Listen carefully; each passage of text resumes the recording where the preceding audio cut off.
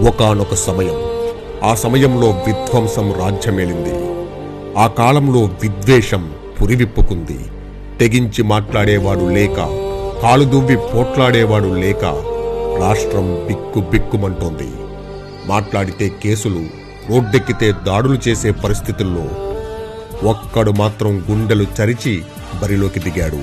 అడుగేయకుండా ఆపే జీవోలను తొక్కుకుంటూ, అడ్డుపడుతున్న వ్యవస్థల్ని తోసుకుంటూ, నమ్మిన క్యాడర్ని భుజం తడుతూ రాష్ట్రం మొత్తం అడుగులేశాడు.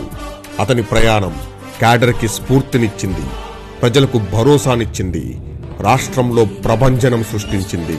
తెలుగుదేశం పార్టీకి చుక్కానిలా మారి విజయతీరాన్ని చేర్చే వరకు అన్ని బాధ్యతల్ని, బాధల్ని తన భుజాన మోశాడు. ముందుండి పార్టీని నడిపించి ముందెన్నడూ లేని విజయాన్ని సాధించి పెట్టాడు.